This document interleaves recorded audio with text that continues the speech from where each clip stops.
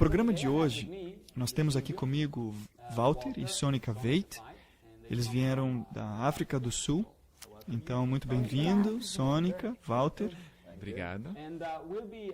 E nós vamos estar falando com eles aqui a respeito da sua vida e como Deus os encontrou na vida ordinária, no corre-corre, e como Deus os escolheu e agora está trabalhando com eles. E fique ligado para você ouvir alguma das experiências que eles têm para compartilhar para nós hoje. Então, eu entendo que ambos, quando eu falava com vocês na África do Sul, vocês não estavam conversando em inglês um com o outro. Vocês estavam falando afrikaans, certo? E tem outros idiomas que se falam lá na África do Sul, né? Tem um que vai mais ou menos assim, certo? Se chama Nossa. Oh, ok. Esse aí é difícil para mim entender. Mas tem muitas línguas, não só essa. 22, eu acho. Temos muitos idiomas. 11 idiomas oficiais na África do Sul. Uau, uma cultura realmente muito rica. E estou certo que alguns dos que estão assistindo podem se identificar com essa cultura, essa riqueza. Porque, claro, Deus é amante de toda a beleza, as culturas. Mas também eu escutei o Walter falando em alemão. Portanto, eu concluo que você vem da Alemanha. Não, eu nasci na África do Sul. Oh, ok. Eu até uso uma etiqueta onde está escrito Made in South Africa. Ok. Meu pai migrou da Alemanha para a África do Sul. Ele estava tentando manter o nariz sobre a água na época da grande inflação na Alemanha.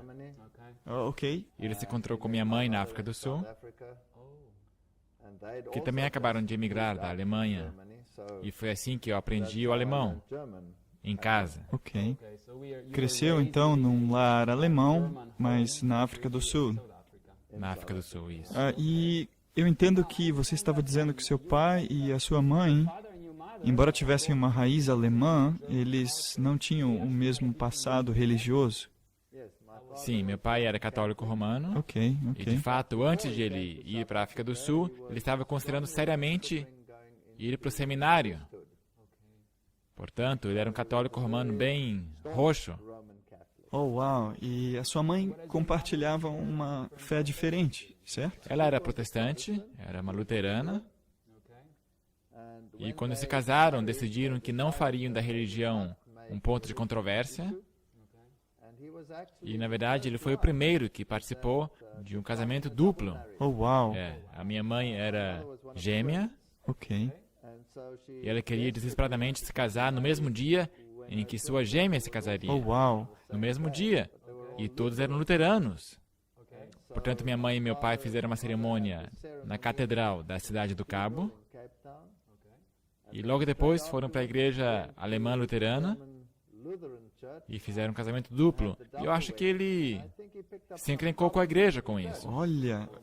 Isso foi antes do Segundo Concílio do Vaticano, portanto, se você não pertencia à Igreja Católica, estava perdido. Portanto, isso foi um grande problema para ele. Ele sempre teve problemas depois disso. Mas eles devem ter encontrado alguma solução, porque, caso contrário, eles teriam um grande conflito lá na família.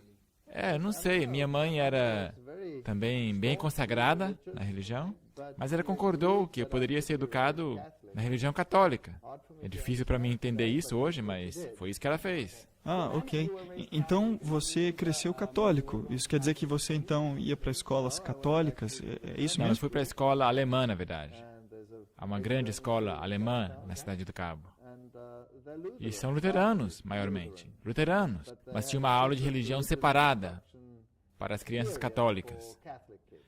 Ok. E eu entendo que, à medida em que você estava estudando, e a sua mãe, então, quando você já estava um pouquinho mais de idade, começou a ter problemas de saúde? Sim, ela ficou muito doente quando eu tinha 8 anos de idade. Era câncer. Sério? Lhe davam 3 ou 4 meses para ela viver. Mas ela o esticou para 4 anos. Portanto, sofrimentos tremendos. Então, ela realmente estava sofrendo muito, né? E eu presumo que cada vez que tem um problema sério de saúde na família, isso cria muita tensão dentro da família. E o que aconteceu com você? O que passava na sua mente? Bem, eu estava acostumado com o fato de minha mãe estar doente. Ok. O seu último ano, ela basicamente passou na cama. Ficou de cama todo ano. Ela passou por muitas operações, e a tecnologia naquela época era tão boa, sabe? Quando usaram radiação, acabaram queimando ela, Oh, uau. ela ficou preta, e eles fizeram muitas operações nela, removeram uma grande parte do seu intestino, então ela acabou pegando também câncer do cólon, então teve problema aí também, câncer da mama, e também se espalhou para o cérebro, câncer neural, pegou câncer do cérebro, e depois finalmente ela morreu. Mas ela realmente sofreu. Então foi realmente uma doença devastadora. E eu entendo que, como criança, a gente traz essa experiência com a gente. E tinha algum conflito que estava acontecendo na escola, entendo eu, por causa desses problemas que estavam acontecendo com você em casa. Quando todo mundo ficou sabendo que minha mãe basicamente estava no seu leito de morte, e a freira católica romana, que me deu instruções religiosas, ela era, como é que eu posso dizer, bem zelosa por sua fé. E, claro, cria que qualquer pessoa que não era católica romana estaria perdida. E talvez por preocupação por minha mãe, ela quis que ela se batizasse, se tornasse católica romana. E ela tentava todos os argumentos que achava para nos convencer de tornar ela uma católica romana.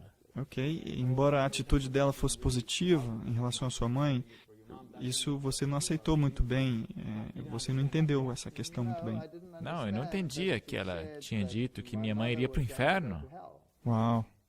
E se você é um garoto entre 8 e 12 anos de idade, isso é tudo que você tem, é a tua mãe. E sabe que a qualquer momento ela pode estar morta quando você chega em casa. E agora ainda por cima, alguém diz que ela vai para o inferno, isso te enlouquece. E uma vez essa freira me deu água de Lourdes e me disse que eu deveria aspergir isso sobre a minha mãe e orar por ela. Mas eu não sabia como fazer isso. Então eu contrabandeei essa garrafinha lá para dentro do quarto dela e conversei com ela.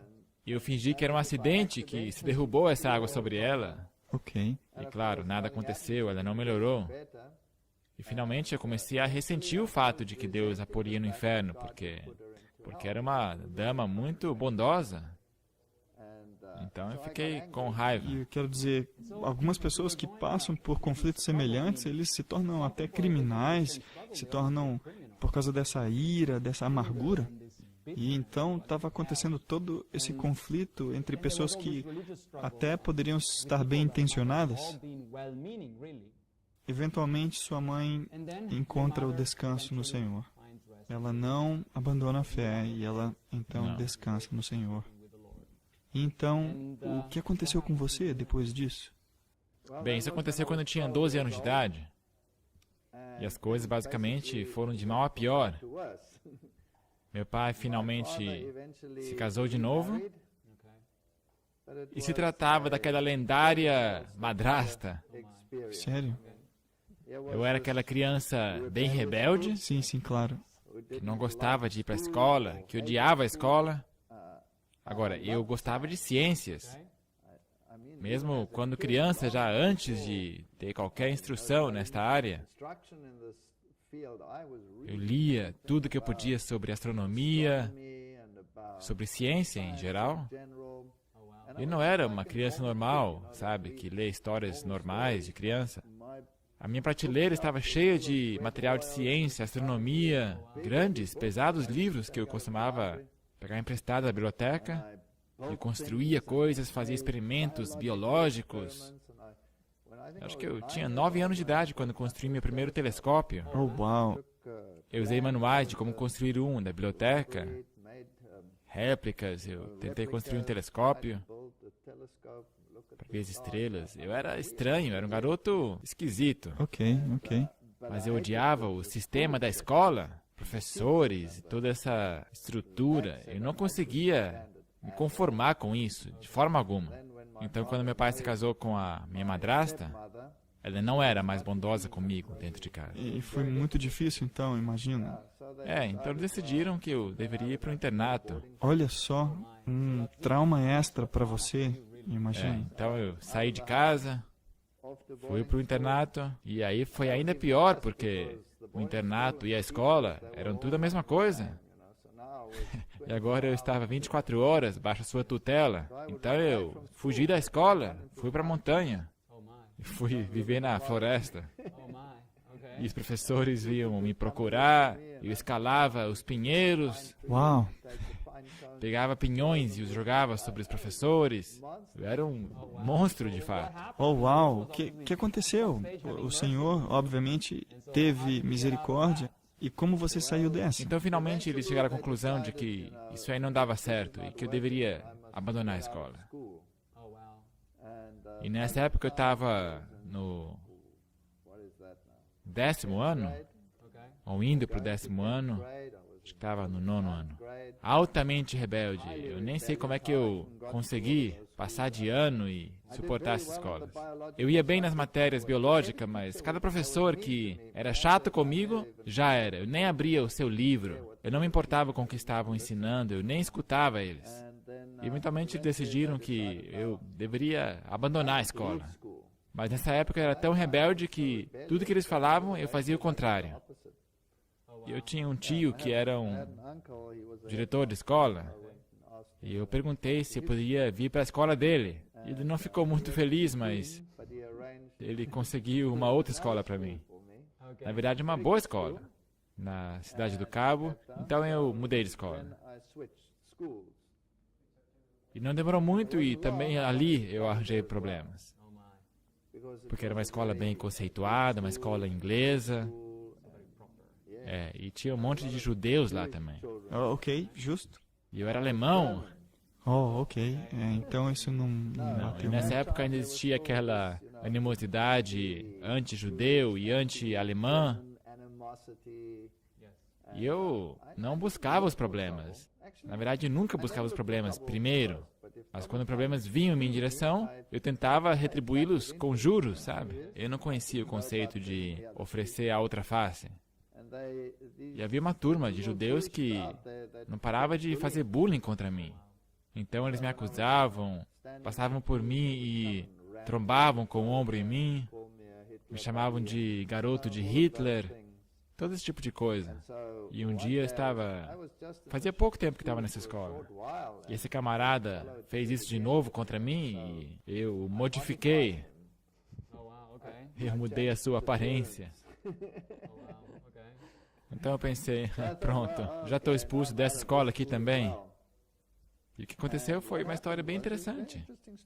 O diretor nos chamou à sua sala, os dois, e o nariz do pobre do coitado estava sangrando, o seu nariz estava quebrado, eu de fato modifiquei. E o diretor falou, isso aí não dá, você não pode agir dessa forma em nossa escola e tal, etc. Mas em seguida ele foi justo. Essa, na verdade, foi a primeira vez que eu vi um professor que foi justo. E ele quis saber qual que era o transfundo. E então descobriu qual era o transfundo. E no final, ele teve mais simpatia por mim do que pelo outro. E ele chegou à conclusão que deveria, na verdade, punir o outro, mas como ele já foi castigado o suficiente, ele poderia sair da sala. Então esse diretor disse... Ele fez assim. Ele chegou e disse, para satisfazer os que estavam do lado de fora da porta, você vai ter a chance de sua vida. Você não mais fará isso ou será expulso. Se coloque na posição.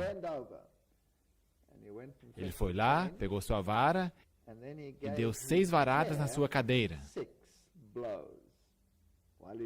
Ele fez isso e me disse, quando você sair da porta, faz de conta que você está se contorcendo de dor. Então eu saí dali segurando meu traseiro e eles nunca mais mexeram comigo. Olha, Portanto, algumas vezes ajuda a ser agressivo, apesar de não ser uma boa coisa. Isso restabeleceu o meu respeito pelo sistema escolar outra vez. então pelo menos você começou a respeitar agora a liderança. E foi nessa época que eu comecei a ir melhor na escola, porque eu tinha respeito por esse sistema. Então você prosseguiu com seus estudos acadêmicos, logo foi para a universidade. Eu fui servir o exército primeiro, como eu tinha que fazer. Eu fui para a universidade. O problema é que minha madrasta não queria que meu pai financiasse, pagasse os meus estudos. Pelo fato de ele ser um homem de bens, ele não era pobre. Não consegui uma bolsa, então eu tive que começar a trabalhar. E assim eu trabalhei às noites, eu trabalhei nos finais de semana, trabalhei nas férias. E aos trancos e barrancos eu consegui me formar. Então, uma vida muito, muito ocupada. E durante aquele período, as suas visões a respeito de Deus, você tinha deixado de lado. Deus estava estacionado. Eu era um ateu. Sério?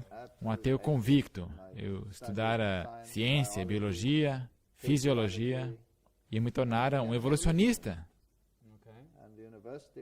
E a universidade que eu estudei foi a Universidade Africana, Stellenbosch. E eles provavelmente têm o currículo evolucionista mais bem fundamentado do Hemisfério Sul. Eles têm convênios com universidades como a de Tübingen, onde fazem intercâmbio de estudantes e conseguem estudantes de PhD de Tübingen. E, portanto, era na evolução que eu cria, e todo mundo que se opunha estava encrencado comigo. Oh, uau, ok. Então você chegou a esse nível. E então eu entendo que você tinha um companheiro de quarto. Isso, quando eu estava estudando ali,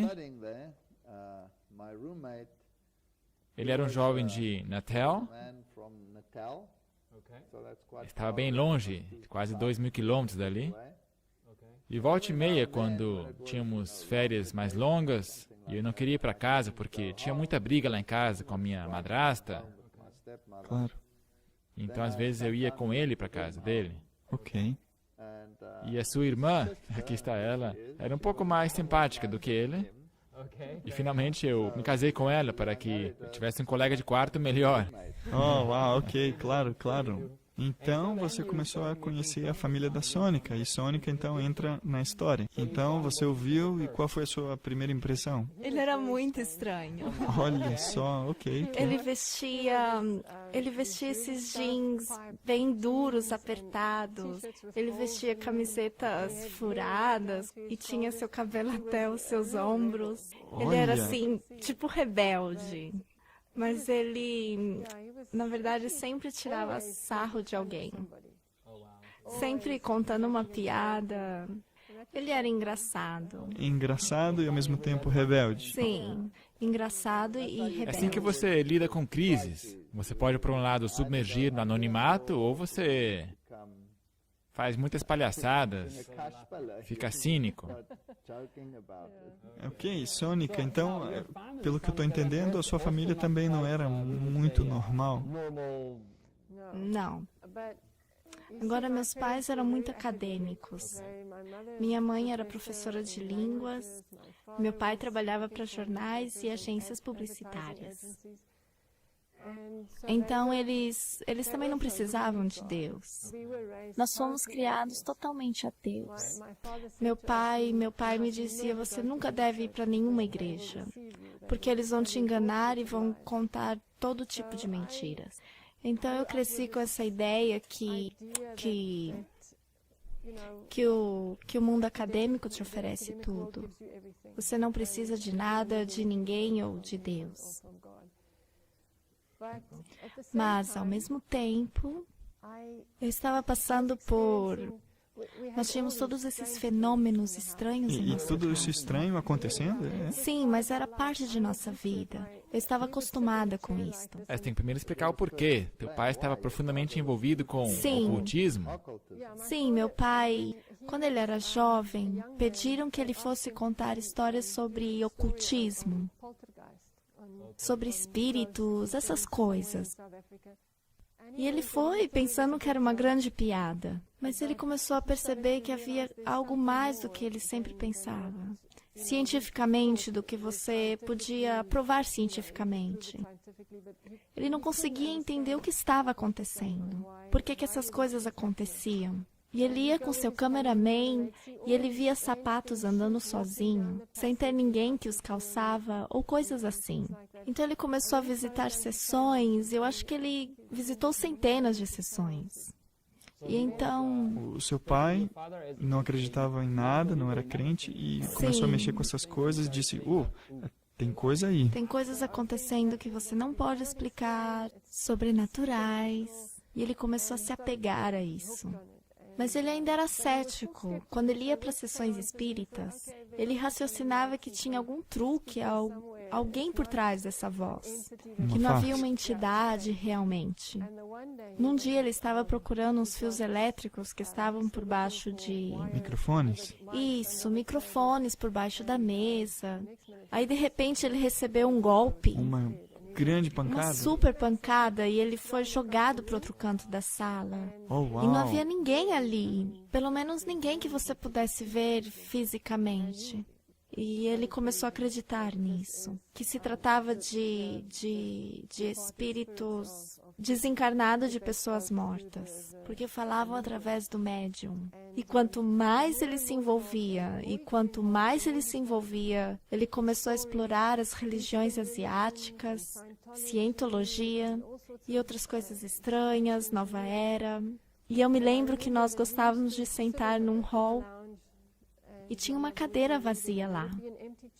Então, de repente, alguém começava a respirar nessa cadeira. Então, de fato, se escutava alguém respirando Você numa cadeira vazia. sim, você podia ouvir, você podia ver um vulto, mas você não conseguia ver ninguém ali. Olha só, eu estaria correndo.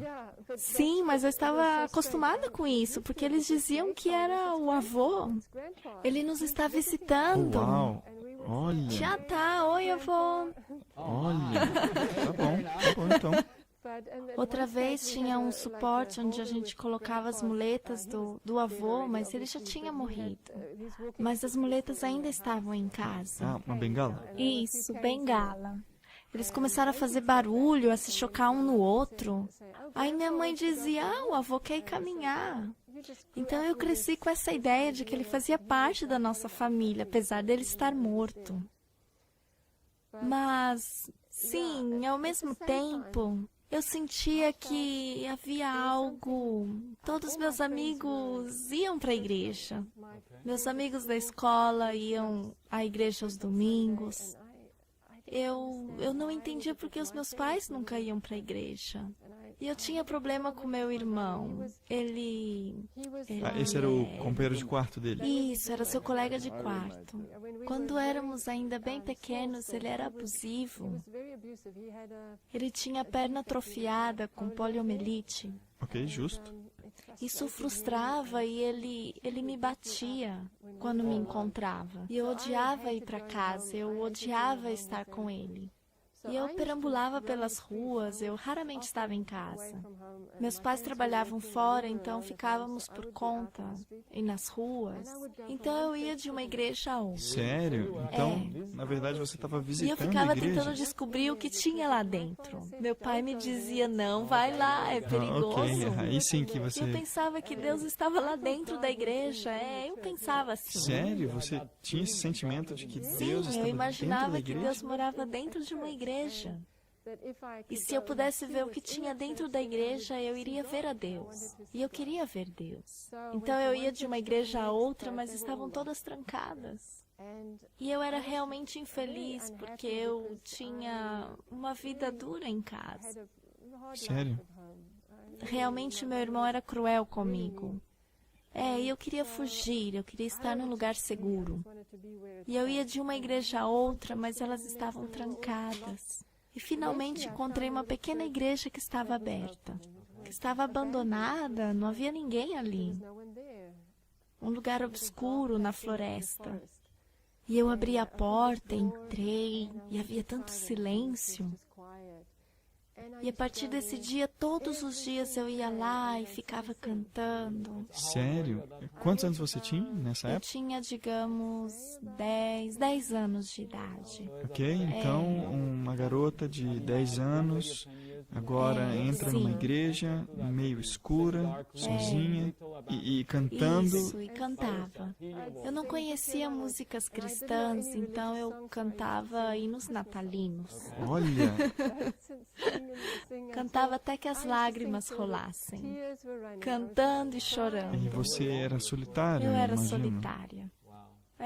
E claro, você estava crescendo com seu irmão, ele era malvado, mas aí ele foi então para a universidade. Então ele traz esse rapaz aí com cabelão grandão, Isso. aparência E no rebelde. começo, eu tinha 15 anos de idade quando encontrei com ele. Ok. Ele não estava interessado de jeito nenhum em mim. Eu era uma Ok. criancinha, Como um o bebê. bebezinho da família. Mas então o que aconteceu foi... Ele tinha uma namorada e ele terminou com ela. Isso Então acontece. ele veio passar na nossa casa, aquelas férias compridas. E ele e meu irmão planejavam subir para Moçambique. Oh, uau. E também tinha espaço para mim, porque a namorada do meu irmão também estava indo. E eles disseram, então, por que ela não vem junto? E assim eu fui junto. E ali nós ficamos numa ilha romântica.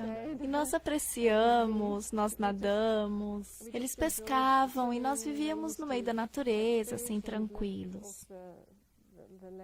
E assim que nós começamos a namorar. Para conhecer um ao outro melhor. Isso. Foi trazido para essa família, mas você era um ateu.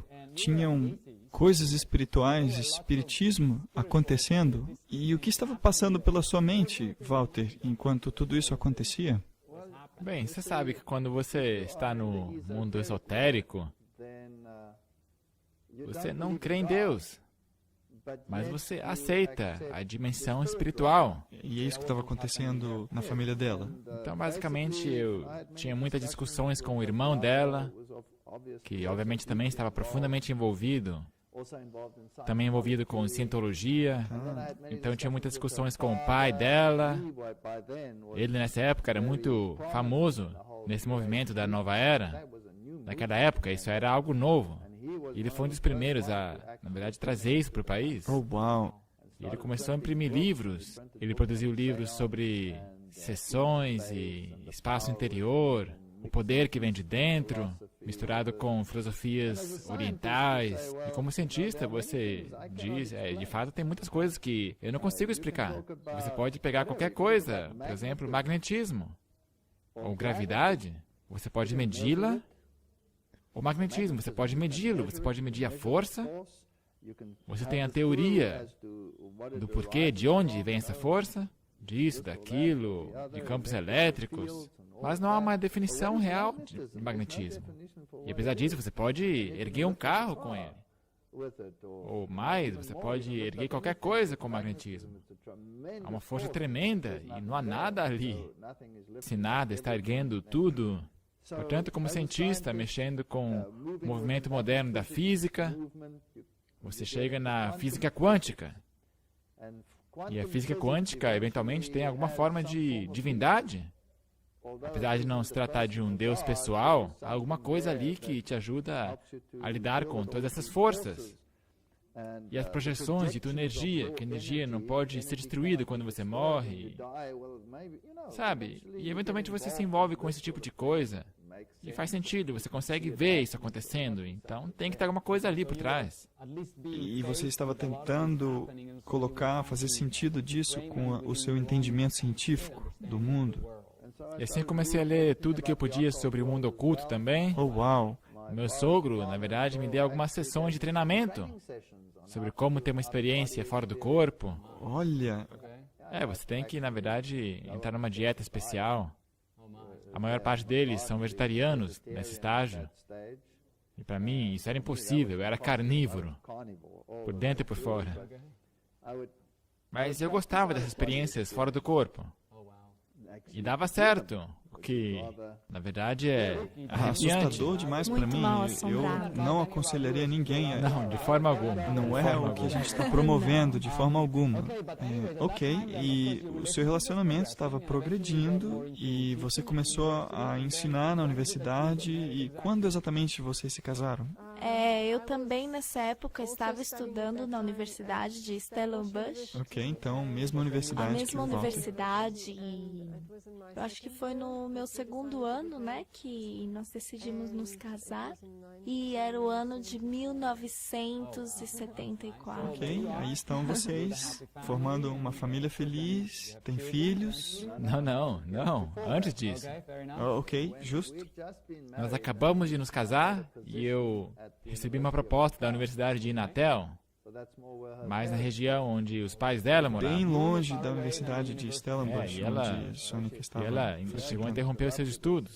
Oh, wow. E nós fomos a essa universidade, onde eu comecei a dar aulas, comecei minha carreira acadêmica. E nos mudamos para a sua casa ali. E o pai dela estava bem perto. Nós tínhamos essa ligação. E foi nessa época que tivemos a nossa primeira grande experiência ocultista. Oh, uau! O que aconteceu também foi que algumas pessoas com as quais estávamos envolvidas estavam ativas em Ouija boards e todo tipo de consultas. E as coisas começaram a ficar simplesmente loucas em nossa casa. E à noite tínhamos experiências que eu não quero que aconteça com ninguém. Experiências muito macabras. Nossos pratos começavam a voar pela casa. As pessoas que vinham nos visitar e de repente o copo de vinho delas pulavam pela mesa. E as pessoas perguntavam: o que está acontecendo aqui na tua casa? Que esquisito isso aqui. Olha ali o copo. Mas sempre no fundo de sua mente você tenta explicar isso de uma forma natural. Tipo, alguém derrubou. E você racionaliza que esse mundo não existe. Mas aí chega um ponto que você tem que admitir que existe um mundo aí fora que não consegue explicar. E começou a afetar a nossa relação pessoal. Oh, wow. E nós tínhamos um cachorro, um grande Rottweiler. Ele chegava a ser parte de nossa família. Okay. E quando esses fenômenos começaram a acontecer em nossa casa, ele rosnava. Really? Ele olhava para alguma coisa fixamente e rosnava. E não havia nada ali. Pelo menos nada que você podia ver, né? Não. E uma noite nós voltamos à casa dos pais. E nessa época já estávamos bem, contemos a flor da pele, porque tudo que você pode imaginar que podia dar errado, dava Então errado. você começou a ficar com medo, porque tinha algo lá na casa que realmente estava lutando contra vocês. Sim. Aham. E uma noite eu fui para a cama, levantei o cobertor da cama, e nós ainda tínhamos caixas que estavam seladas da nossa mudança, quando viemos da cidade do Cabo, que ainda não tinham sido abertas. E numa dessas caixas fechadas estava alguns brinquedos dela, da infância, e um deles era um gatinho preto de pelúcia, Okay. que estava dentro de uma caixa lacrada. E quando eu levantei o cobertor, ali estava o gatinho preto. Estava do meu lado da cama, debaixo do cobertor. E E ele pirou. isso foi o pingo d'água no balde. Então, o cientista aí Isso mesmo. já era, né? Nós fomos lá, buscamos essa caixa e pensamos, isso só pode ser um ladrão. Alguém que veio e que abriu as caixas e roubou coisas e tal. E nós pegamos essas caixas e vimos, e estava selada, não havia nada. Como é que esse gatinho saiu dessa caixa e foi para minha cama? Isso me deixou pasmo. Então eu tomei decisão, não, nós temos que fazer um exorcismo aqui nessa casa. Chega de física quântica, né? Agora você tem que voltar às suas raízes Agora católicas. meu transfundo católico Sim, começa sim. a funcionar. Okay. Então primeiro, você não quer ter nada a ver com a igreja católica, certo? Porque você a descartou. Portanto, o pai dela veio. Então, primeiro você queria que o pai dela fosse lá, né? Então, Antes da o igreja. pai dela veio para casa e fez o que eles costumam fazer. Alho nos E cantos da alhos, casa. e fez o sinal do pentagrama em todo lugar. E ordenou que a paz entrasse nessa casa. E ficou pior. Oh, my. Ficou pior. Nós perdemos tudo. Todos os nossos pratos se lançaram por todo lugar. Bateram o carro. Meu carro, eu fui estacionar ele na garagem. Dentro da garagem, eu desliguei o carro, tirei a chave e o carro, com toda a força, avança e bate na parede. Havia um verdadeiro tormento. Espectadores, segura aí que o Senhor Jesus realmente teve uma completa vitória na vida deles. Aqui não é a história completa, ok? Não, isso é só o começo. Portanto, finalmente, o sogro não conseguindo resolver esse problema, então, quem que poderá fazê-lo? E se costuma dizer, uma vez católico, para sempre católico. Your deep root. Eu fiz uso das minhas profundas raízes e me dirigi à igreja católica. Eu disse para o sacerdote, olha, eu estou com um problema na minha casa, será que você pode me ajudar? eu nunca mais fora para a igreja Por anos, né? por anos. E ele disse, claro, eu vou aparecer aí. Então ele apareceu na nossa casa, trouxe a sua água benta, benzeu, leu do seu texto de exorcismo. Então ele disse, tchau, e foi embora. Agora, isso aí foi incrível, porque naquela noite estávamos deitados sobre a cama. E de repente, o cachorro, que estava deitado ao nosso lado, tinha sua cama ao lado da nossa cama, de repente o cachorro se levanta. E rosna, e rosna, e rosna. E você tem aquele arrepio que os cabelos Então, começam a ficar de bem pé. mal assombrado. né? Muito mal assombrado. E estávamos sozinhos em casa, só minha esposa e eu. E de repente, esses pesados passos descem o corredor. Sério? Rapaz, você pensa que vai morrer. Desce o corredor e a porta estava aberta. E os passos pararam na porta, junto à porta do quarto. Mas não vimos nada. Mas o cachorro ficou completamente pirado, rosnando, e ameaçando e... Você sabia que tinha alguma Não coisa, vimos mas ao mesmo tempo nada. E esse indivíduo, seja lá o que for, bate a porta. E com força. E tudo isso depois da experiência que você teve com o sacerdote que fez todo aquele ritual. E a partir dessa noite, não havia mais nada. Tinha sumido. A casa ficou limpa. Então é como se fosse uma advertência lá. Era como se o espírito viesse e dissesse, ok, eu estou me despedindo. Me submeteram a uma exorção. Tchau. Eu pensei, uau, isso é impressionante. Mas eu não voltei para a igreja. Então ele te ajudou e só E era isso. só, nada mais. Então eu consegui uma boa posição na Universidade de Stellenbosch. Então você voltou. Então nós pensamos, isso é uma tremenda de uma chance. Vamos voltar. Ela pode terminar seus estudos. Foi aí que nós voltamos e foi aí que nossa primeira criança nasceu. Certo? É. Então a família agora estava começando, justo. Então você teve um segundo filho e um terceiro filho. Então 2 meninos e uma menina. Sim. Ok. Eu ainda estava mexendo com o ocultismo. As pessoas não me creem, mas é real. Mas claro, hoje eu sei que isso não é uma experiência real. Se trata de um implante mental, é como um implante hipnótico. Não é uma experiência real. Mas se você passa, por exemplo, por uma experiência fora do corpo, que é uma coisa bem perigosa para se fazer, porque envolve exercícios de respiração, e você pode acabar morrendo também nesse processo. Mas eu fazia isso. Então, quando a criancinha chorava no quarto ao lado, e você é muito preguiçoso para levantar, e você quer paz e silêncio, e tinha criança lá chorando, mas eu não queria levantar da cama. Então eu fazia isso. Eu saía do meu corpo, ia lá ver, e voltava para a cama e falava para minha esposa, não, a criança está bem. Então ela perguntava, como é que você foi lá? E eu dizia, bem, eu caminhei através da parede, eu fui lá ver. E o que você viu? Bem, a criança está deitada assim, assado, com cobertor. E ela ia lá conferir, e realmente era assim de fato. Oh, uau. É, ok. Muito mal assombrado para mim. Mas é um implante hipnótico. Portanto, é algo demoníaco, para te manter motivado a ir em frente. Por exemplo, ele me ensinou a como ler auras. Portanto, eu estava bem envolvido com a filosofia da nova era.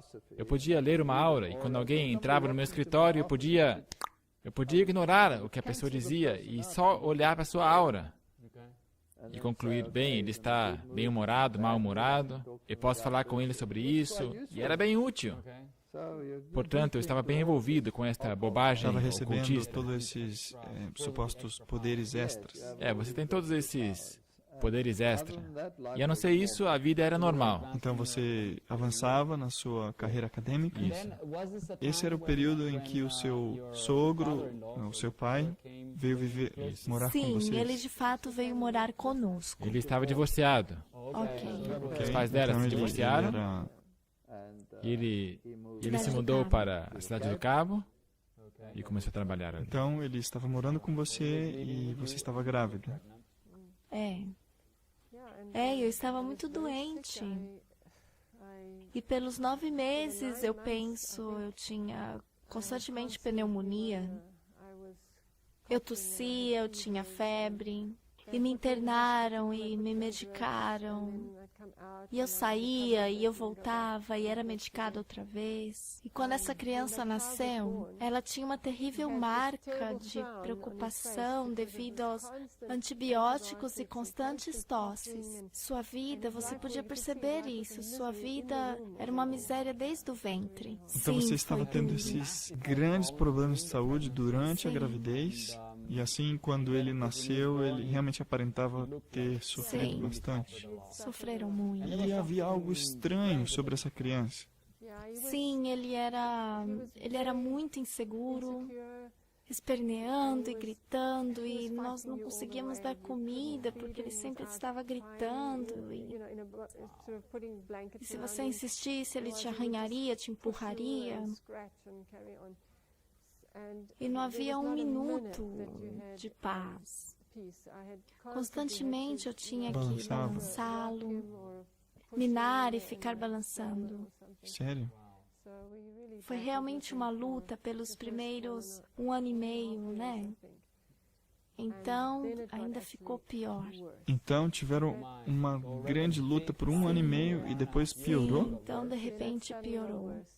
E Então, uma noite era exatamente 2 horas da madruga, porque nós tínhamos um relógio digital no criado mudo. Eu acordava às 2 horas em ponto, banhado em suor.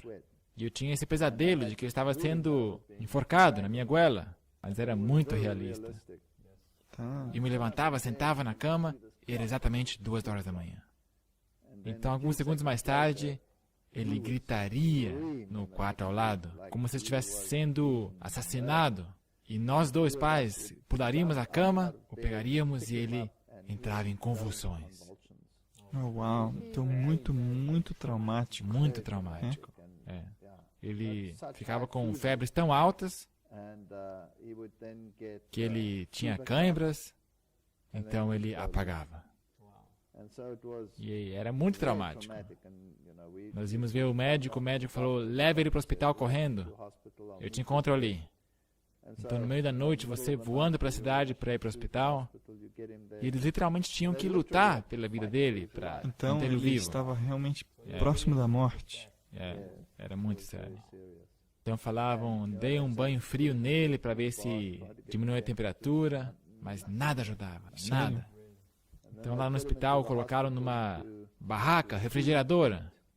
Tinha um tipo de barraca lá, onde dentro dela soprava um vento frio nele para ver se o refrescava. E colocavam um intravenoso e ele se recuperava.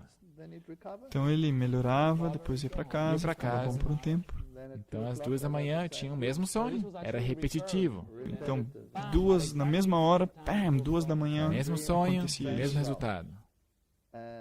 E uma vez ou outra, quando entrávamos no hospital, eles nos diziam, eu acho que agora você chegou muito tarde. Tá. E isso foi muito traumático. Mas ele se recuperou toda vez. Uau, e o que você estava pensando como cientista na sua mente? Porque essas coisas não são compatíveis. Não cai a ficha, certo? Exatamente. Portanto, sabe, se você passa isso por uma vez ou duas, você racionaliza e pensa que isso é acaso. E eu desenvolvi uma fobia contra essas 2 horas da manhã. Eu estava assustado. Tinha um pavor das 2 horas da manhã.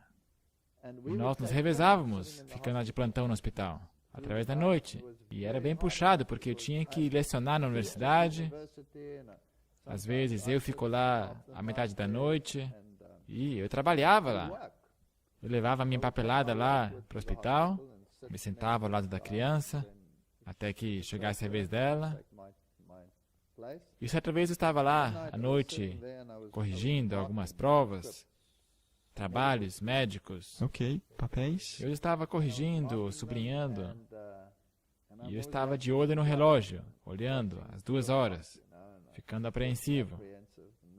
E de repente, às 2 horas, essa criança começa a gritar de uma forma incrível. 2 horas em ponto. E imediatamente entre convulsões sobre a sua cama. E eu corria em direção à enfermeira e o seguravam, e a enfermeira também chacoalhava tanto, tinha tanta força nos seus braços, Bebê. e com essa tremedeira toda não conseguiam achar a veia, de tanto que já tinham enfiado ali a agulha. Portanto, tinha que enfiar a agulha na cabeça. E não tinha mais espaço no braço, estava tudo azul, então tiveram que colocar na cabeça. Cabeça, é isso. Segurada por fitas, claro. Mas ele se mexia tanto nos meus braços e eu tentando acalmá-lo, que esse negócio se rompeu. Agora, não há nada que sangra como uma ferida na cabeça. Portanto, esse sangue jorrava por todo lugar e a criança estava nesse estado. E eu não aguentei. Eu pensei, pronto. E você chutou o balde. Eu, chutei o balde. Eles pegaram a criança, acalmaram ela, colocaram a agulha outra vez, acharam uma outra veia, fecharam aquela outra ferida. Então eu estava lá sentado. A minha esposa viria às 6 horas da manhã me aliviar. Ok, justo. Porque tinha que fazer palestras. E quando ela compareceu às 6 horas da manhã, eu estava pensando com meus botões. E me lembrei que aquele sacerdote católico tinha resolvido o problema. Na outra casa. Na outra residência. Agora, isso já fazia anos. Vários anos. 5 anos? Acho que mais. Acho que mais que 5 anos. É, muito mais. E eu disse comigo mesmo, eu vou lá para a igreja católica. Porque isso é oculto, isso não tem nada a ver com causas naturais. Por causa desse negócio das 2 horas da manhã. Portanto, lá vou eu para a igreja católica. Eu cheguei lá bem cedo de manhã. Eu fui liberado às 6, portanto, lá por umas 6:30 eu já estava lá. E o sacerdote católico já estava acordado. Já estava sentado no seu escritório. E eu entrei lá caminhando. E ele aliás, era um alemão. Eu nunca fora àquela igreja, mas ele estava meio arredio. Eu não sabia direito como lhe abordar, mas eu disse para ele, sabe, eu tenho um problema na minha casa e será que você pode ajudar? Eu me pergunto se você poderia vir nos ajudar, porque já ajudou antes. Eu sou católico, na verdade. Eu sei, eu não sou muito praticante, eu deveria melhorar, mas eu estou com um problema aqui. Então ele me perguntou, como é que estão as coisas na tua casa? São manifestações estranhas? Como é que é? Eu falei, sim. E ele disse, não, essa aí não é a minha área. Ele se recusou imediatamente. Ele falou, eu não mexo com isso, mas me dá aí teu número, me dá o teu nome. Eu vou entrar em contato com um especialista e vou te procurar depois. Então, alguém especialista dentro da igreja católica, então resolveria o seu problema. Então eu fui para casa e tomei banho, sei lá. Eu estava meio chateado porque da última vez ele simplesmente veio e deu certo. E que negócio é esse agora? Por que ele não pode fazer isso? Mas, seja lá como for, era acho que na mesma tarde. Foi no mesmo dia. No mesmo dia. Eu tranquei meu escritório, voltei da universidade, hora do jantar. Então eu fui para casa jantar. Então eu estava me assentando quando o telefone tocou. E é um homem dizendo que ele é o exorcista-chefe da igreja católica, da catedral. E que por acaso ele estava no mosteiro ali perto. E me perguntava se eu queria ir lá para conhecê-lo. Ok, justo. Uau, isso é bem cortês. Ok, obrigado, eu vou estar lá. E lá fui eu descobri onde é que era. Agora, caminhando para dentro desse lugar, eu estava sozinho. A minha esposa não estava comigo, porque afinal de contas eu era o católico. Então ali estava esse homem. Era um senhor mais idoso, nos seus 70, eu assumo. Então ele me diz, sente-se. Ele me diz, eu escutei que o diabo está te atormentando na sua casa. Eu disse, sim, tá certo. Pensei comigo mesmo que ele ia me perguntar o que está acontecendo. Não. Fazer perguntas a você sobre o problema. Ele me diz, o diabo está tentando matar o teu filho mais novo. Assim, de forma direta. Dessa forma. Sem mesmo saber que você tinha um filho. Não? E eu também não tinha dito isso àquele sacerdote, porque era bem cedo de manhã e não falei nada sobre esses detalhes, o que acontecia de fato. Só mencionei que havia um problema e ele disse que voltaria a entrar em contato comigo. O seu nome, o seu número e só isso. Só isso. E agora esses homens estão dizendo que você tem um filho e ele é o problema, e eles estão tentando matá-lo. Eu disse, uau, como é que você sabe? E ele me disse, eu já sei disso por um bom tempo. Sério? Ele te disse isso? Eu disse, com licença, eu acho que isso não é possível. Ele deu uma risadinha e disse, sim, isso é possível. Oh, uau! Eu sei que o diabo está tentando matar o teu filho mais novo. e que você precisa de um exorcismo muito especial na tua casa. Um exorcismo normal não vai funcionar, ele disse. Eu tenho que rezar uma missa de exorcismo na tua casa. Esta é a única coisa que vai resolver o teu problema. Então eu disse, uau, ok. Qualquer coisa que for preciso, estou disposto a fazer qualquer coisa. Ele disse, bem, eu preciso de uma permissão do bispo para fazer isso. Porque você não pode rezar uma missa numa casa qualquer assim, desse jeito. Você tem que ter permissão. E eu perguntei, ok, quanto tempo vai durar isso? Ele falou, eu já tenho essa permissão. Mostrou aqui um papel. Ele mostrou uma folha assinada pelo bispo. Já estava assinada. Já assinada? Já estava assinada. Que ele podia fazer um exorcismo na minha casa, com uma missa. Uau, isso me deixou boquiaberto. Era o fim da oposição da minha parte. E eu disse, ok, mas tem problema. Eu não tenho sido um bom católico. Eu sou basicamente um ateu, isso e aquilo. Ele disse, isso não tem problema não. Agora você está aqui. E a tua esposa? Bem, ela também é uma ateia. Ela é da igreja protestante alemã. O que a gente pode fazer? Ele falou, bem, isso vai mudar. Oh, uau. Ele estava bem calmo. Positivo, tranquilo sobre toda a questão. Então marcamos um encontro. Ele foi lá para nossa casa. E qual foi a tua impressão dele? Ele tinha um porte muito digno, muito calmo e um tipo de pessoa muito gentil. E eu fiquei muito impressionada com o jeito que, apesar que ele não quis saber nada sobre nós, mas estava focalizado no que estava fazendo. Nem mesmo deu atenção ao bebê, eu acho que o neném nem estava lá. Se focou só no que ele tinha que fazer. Uma aparência de alguém digno, uma pessoa gentil. Uhum. Então ele pediu água. Ele trouxemos um pouco de água numa jarra. Ele pegou um pouquinho de sal. Então ele fez um sinal da cruz com o sal. Disse o que tinha que dizer. Pegou esta salobra. Então ele se dirigiu a cada janela da casa e a cada porta. Pegou um pouquinho dessa água e fez uma cruz com esta água nas portas, sobre as janelas. E quando a água evapora, ficam esses cristais de sal. Cristais brilhando? Vagamente você podia reconhecer, porque não era uma solução muito concentrada. Então ele ia de quarto em quarto, fazendo o que ele tinha que fazer. Então quando ele chegou no quarto da criança, rapaz, pareceu que o inferno se abriu. Uma certa entidade o agarrou e começou a arrastar pelo quarto. Então você estava vendo ele sendo chacoalhado para tudo que é Eu pensei lado. que ele ia morrer. Olha. Sim, eu pensei que ele ia morrer. E eu corri para lá tentando ajudá-lo, mas ele nem sequer estava alterado. Não?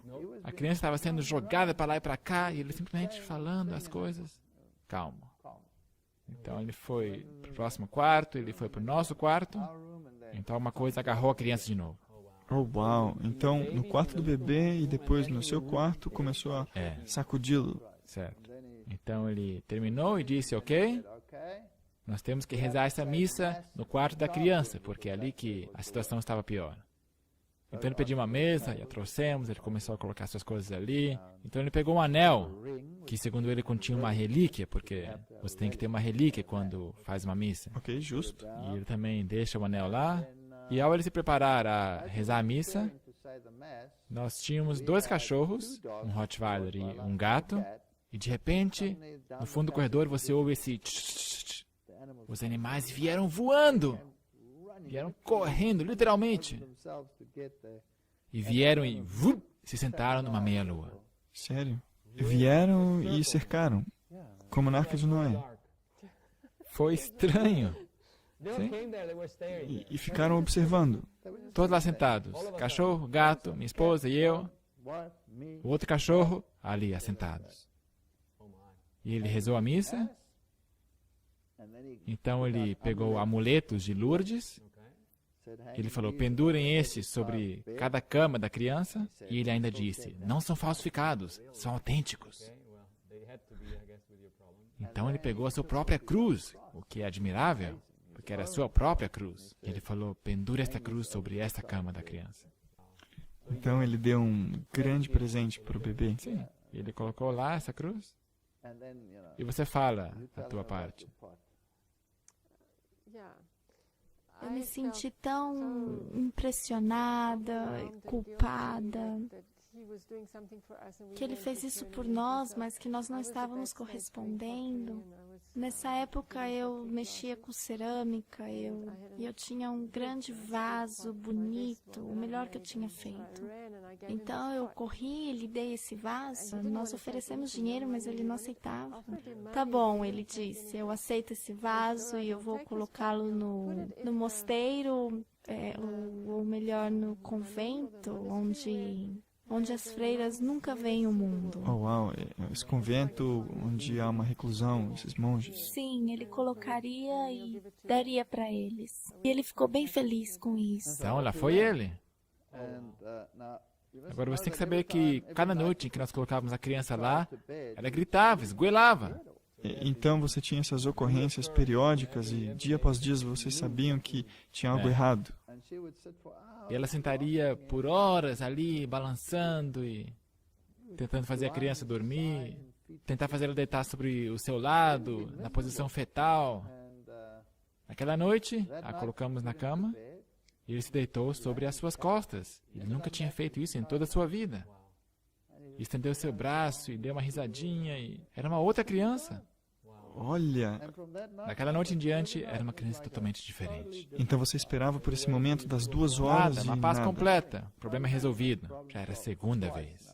Isso, na verdade, é muito interessante e eu quero saber mais. E eu te convido a ficar ligado para o próximo episódio, onde Jesus os guia a uma verdade mais profunda.